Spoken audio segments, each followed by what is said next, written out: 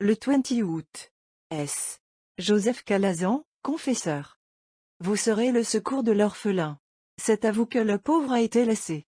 Cette parole que déjà Venise la superbe avait vue réaliser dans la personne de son noble fils Jérôme Émilien, fixe aujourd'hui la sainteté d'un autre illustre personnage comptant parmi ses aïeux les premiers princes de Navarre, mais devenu souche d'une lignée plus haute au royaume de la charité. Dieu qui arrose les arbustes de la plaine comme les cèdres du Liban, parce qu'il les a tout plantés, ne néglige point non plus les passereaux qui n'amassent rien dans des greniers, oubliera-t-il l'enfant, qui vaut mieux que l'oiseau du ciel? Ou, nourrissant son corps, négligera-t-il en lui l'âme qui est plus, l'âme affamée de ce pain de la science du salut qui conforte le cœur de l'homme? Hélas! En ce XVIe siècle qui se leva sur tant de ruines, on eût dit que les anciennes réserves du père de famille étaient épuisées. Merveilleuses sans doute se manifestèrent bientôt les revanches de l'esprit qui fait les saints, et qui par eux ressuscite les morts. Mais que d'abandonnés auxquels la charité renaissante n'avait pu suffire, en son zèle trop débordé par les 1000 soins de la première heure. Combien d'enfants surtout, loin des écoles où le riche seul avait entré, réclamaient l'aliment de l'éducation la plus élémentaire, la plus indispensable à leurs obligations, à leur noblesse aussi de fils de Dieu, sans que personne se présentât pour leur rompre le pain de l'intelligence. Plus heureuse que tant d'autres nations où les résiminaient toutes les forces sociales, l'Espagne, à son apogée, jouissait du centuple promis à quiconque cherche premièrement le royaume de Dieu. Un moment, elle sembla devenue la ressource intarissable du Seigneur. Naguère, c'était Ignace de Loyola qu'elle donnait au monde, elle vient, par la précieuse mort de Thérèse d'Avila, d'enrichir le ciel. Aujourd'hui, c'est encore à son abondance que l'esprit recourt pour relever l'opulence de la capitale même de l'univers chrétien, et subvenir, sous les yeux de l'Église maîtresse et mère, aux besoins des plus humbles de la grande famille. Le descendant des Calazans de Peralta de la Salle, l'apôtre auquel les peuples d'Aragon, de Catalogne et de Castille préparent les plus hautes dignités dans leur admiration reconnaissante, entend retentir à l'oreille de son âme une voix mystérieuse.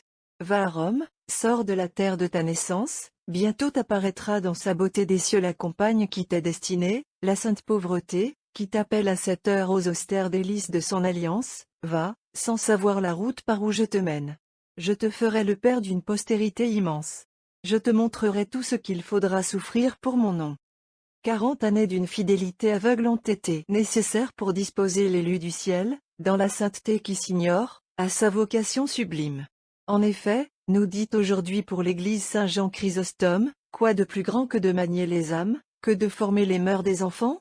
Je le dis dans ma persuasion intime, il l'emporte sans nul doute possible sur tous les peintres, il l'emporte sur tout statuaire, sur tout artiste d'aucune sorte, celui qui sait modeler les jeunes âmes. Joseph a compris la dignité de sa mission.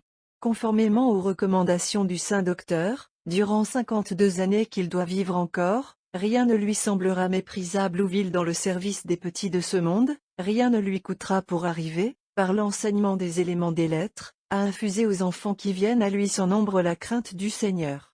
Bientôt, de Saint-Pantaléon, sa résidence, les écoles Pie couvrent l'Italie entière, puis passant la mer et les monts, elles se répandent par la Sicile, l'Espagne, tandis que peuple et rois se disputent leur trop petit nombre dans la Moravie, la Bohême, la Pologne et les pays du Nord. L'éternelle sagesse associait Calazan à son œuvre de salut sur terre. Elle reconnut ses travaux en la manière qu'elle manque rarement de le faire pour les privilégiés de son amour, leur offrant, comme dit l'Esprit Saint, le combat des forts, où elle leur assure, par son aide plus puissante que tout, la victoire. Combat des patriarches. Au gué de Jabbok, dernier obstacle séparant de la terre promise, quand déjà sont passés devant, par le dépouillement absolu, toutes les délices et tous les biens de ce monde.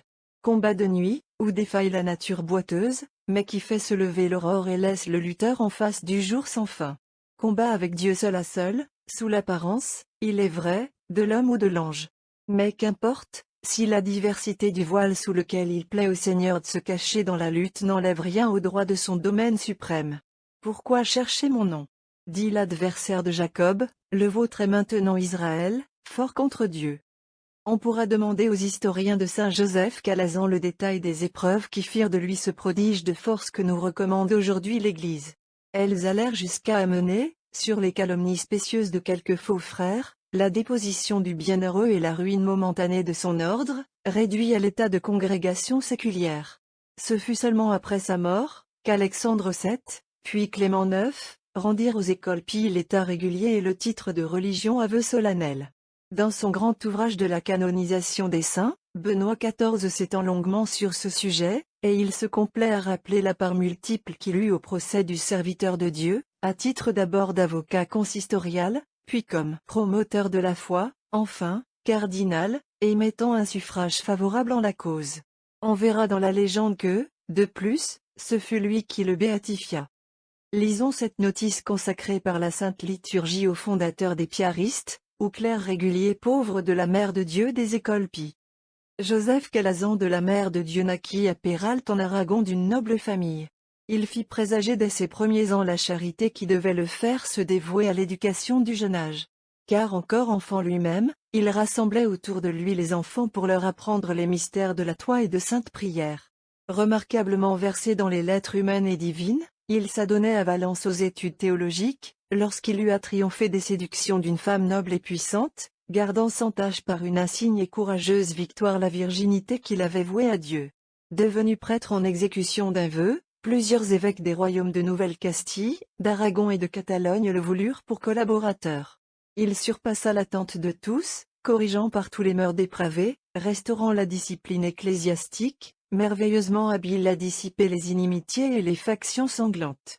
Mais, averti dans une vision céleste et plusieurs fois appelé par Dieu, il partit pour Rome.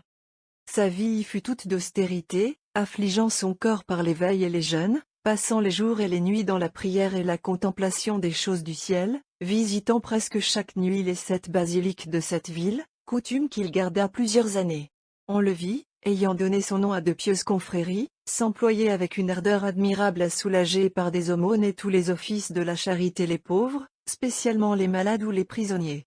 Pendant une peste qui ravageait la ville, il s'adjoignit à saint Camille, et son zèle dévorant ne se dépensant pas suffisamment à son gré au service des malades indigents, il alla jusqu'à porter lui-même sur ses épaules à la sépulture les cadavres des morts.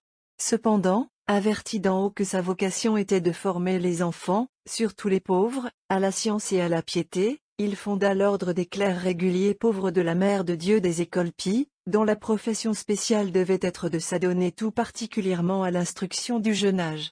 Hautement approuvé par Clément VIII, Paul V et d'autres souverains pontifes, cet ordre se propagea merveilleusement en peu d'années dans beaucoup de provinces et de royaumes de l'Europe.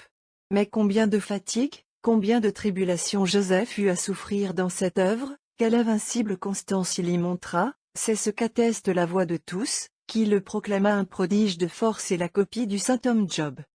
Bien que chargé du gouvernement de tout l'ordre et se consacrant tout entier au salut des âmes, il ne cessa cependant jamais d'instruire les enfants, donnant aux pauvres sa préférence. Il avait la coutume de balayer leurs écoles et de les reconduire à leur maison. Office de souveraine patience et d'humilité, dans lequel il persévéra 52 années malgré une santé mauvaise. Aussi, en récompense, Dieu l'honora souvent par des prodiges sous les yeux même de ses disciples, et la bienheureuse Vierge daigna lui apparaître avec l'enfant Jésus qui bénissait les écoliers en prière. Il refusa les plus hautes dignités. Mais le don de prophétie, de pénétration des cœurs, de connaissance des événements éloignés, les miracles qu'il faisait, le glorifiaient devant les hommes. La Vierge Mère de Dieu, qui l'honorait depuis son enfance d'une piété singulière et dont il recommandait grandement le culte aux siens, les autres bienheureux du ciel, l'honoraient fréquemment de leurs apparitions. Il prédit le jour de sa mort, et le rétablissement et l'accroissement de son ordre alors presque détruit. Ce fut dans sa 92e année qu'il s'endormit dans le Seigneur, à Rome, le 8 des calendes de septembre de l'an 1648. Son cœur et sa langue furent après un siècle retrouvés intacts et sans corruption. Illustré encore par Dieu de nombreux miracles après sa mort, Benoît XIV lui conféra le culte des bienheureux, et ensuite Clément XIII le mit solennellement au nombre des saints. Le Seigneur a exaucé le désir des pauvres, il a été au-devant des aspirations de leur cœur, en vous faisant le mandataire de son amour, en mettant sur vos lèvres la parole que lui-même formula le premier, « Laissez venir à moi les petits enfants. » Combien, ô Joseph, vous devront l'éternel bonheur, parce que vous et vos fils aurez gardé en eux la ressemblance divine reçue au baptême, et qui est l'unique titre de l'homme à entrer aux cieux. Soyez bénis d'avoir justifié la confiance de Jésus remettant à vos soins ces êtres si frêles, objet de sa divine prédilection. Soyez bénis de l'avoir justifié, mieux encore 7. Confiance du Seigneur Dieu, quand il donna, comme pour Job, licence à l'enfer de tout briser autour de vous, avec des recherches de surprises douloureuses que ne connut point le juste de l'Idumée. Ne faut-il pas que Dieu puisse compter imperturbablement sur les siens? N'est-il pas d'une convenance souveraine, qu'au milieu des défections de ce triste monde, il justifie, devant ses anges, et sa grâce et notre pauvre nature, en montrant jusqu'où peuvent aller dans ses seins les reprises de sa volonté toujours adorée? La réparation que votre indomptable confiance attendait de la Mère de Dieu, devait venir quand il plairait au ciel. Ô Joseph, maintenant que depuis si longtemps a sonné pour les écoles puis l'heure de la résurrection, bénissez les disciples que notre siècle vous donne toujours. Obtenez-leur, ainsi qu'aux nombreux écoliers qu'il continue de former à la science chrétienne, les bénédictions de Jésus enfant. À tous ceux qui consacrent au jeune âge leurs travaux et leur vie, inspirez votre esprit, obtenez courage. Élevez nos âmes à la hauteur des enseignements de votre héroïque